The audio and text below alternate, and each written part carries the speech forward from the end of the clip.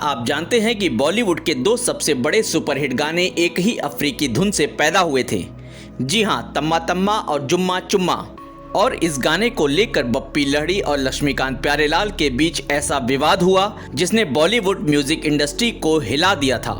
नमस्कार दोस्तों, भारतीय सिनेमा सिर्फ फिल्मों के लिए नहीं बल्कि अपने यादगार गानों के लिए भी जाना जाता है। 90s का दौर ऐसा था जब बॉलीवुड संगीत लोगों की जिंदगी का हिस्सा हुआ करता था, लेकिन इसी दौर में एक ऐसा सच भी छिपा था जिसे आज लोग म्यूजिक कॉपी या प्लेरिज्म कहते हैं। आज की इस वीडियो में हम बात करेंगे बॉलीवुड के सबसे बड़े म्यूजिक विवाद की, जहां एक अफ्रीकी गायक की धुन से बने दो गाने सुपरहिट हुए, लेकिन क्रेडिट को लेकर छिड़ गई बड़ी लड़ाई। 1980 के दशक के आखिरी में गिनी के मशहूर सिंगर और कंपोजर मोरी कांटे ने अपना एल्बम अकवाबा बीच रिलीज किया। इस एल्बम के गाने ये के ए के और तम्मा दुनिया भर में सनसनी बन गए। उस समय इंटरनेट नहीं था, विदेशी म्यूजिक तक आम लोगों की पहुंच भी बहुत कम थी। यही वजह थी बॉलीवुड म्यूजिक डायरेक्टर्स विदेशी धुनों की आसानी से हिंदी गानों में इस्तेमाल कर लेते थे, और यहीं से शुरू हुई तम्मा तम्मा और जुम्मा चुम्मा की कहानी।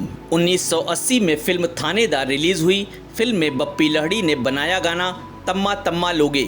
संजय दत्त और माधुरी दीक्षित पर फिल्माया गया यह गाना रिलीज होते ही डांस एथम बन गया। सरोज खान की कोरियोग्राफी और बप्पी दा का म्यूजिक लोगों के सिर चढ़कर बोलने लगा, लेकिन बहुत कम लोग जानते थे कि इसकी धुन अफ्रीकी गाने तम्मा से काफी मिलती जुलती थी।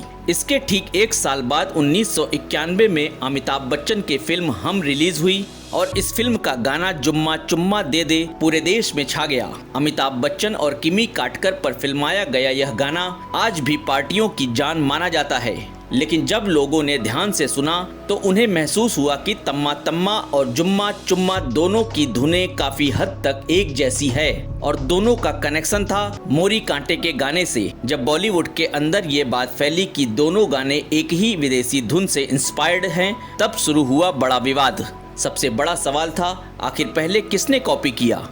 लक्ष्मीकांत प्यारेलाल का दावा था कि उन्होंने जुम्मा चुम्मा पहले रिकॉर्ड किया था। उन्होंने यहाँ तक स्वीकार किया कि गाने की शुरुआती 8 बॉर्ड्स मोरी कांटे के गाने से प्रेरित थे। वहीं बप्पी लहड़ी ने भी माना कि उन्होंने कुछ हिस्सा लिया था, लेकिन साथ ही कहा कि उनका गाना ओरिजिनल है, यानी दोनों ने इंस्पिरेशन शब्द का इस्तेमाल किया, लेकिन आज के दौर में इसे सीधे तौर पर प्लेजरिज्म कहा जाता। सबसे दिलचस्प बात यह है कि विवादों के बावजूद दोनों गाने ब्लॉकबस्टर साबित हुए। आज भी शादी, पार्टी या डांस फ्लोर तम्मा तम्मा और जुम्मा चुम्मा के बिना अधूरे लगते हैं।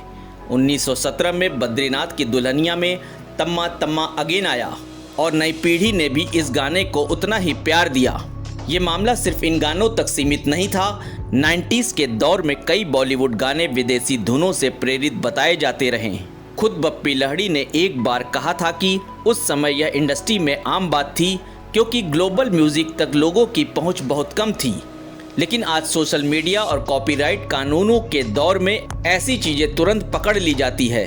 तो दोस्तों, आप क्या सोचते हैं, तम्मा तम्मा और जुम्मा चुम्मा का असली क्रेडिट किसे मिलना चाहिए, बॉलीवुड संगीतकारों को या उस अफ्रीकी कलाकार मोरी कांटे को, जिसकी धुनों ने इन सुपरहिट गानों को जन्म दिया? अपनी राय कमेंट में जरूर बताइए। अगर वीडियो पसंद आया हो तो लाइक, शेयर और चैनल को सब्सक्राइब करना बिल्कुल मत भूलिए। धन्यवाद।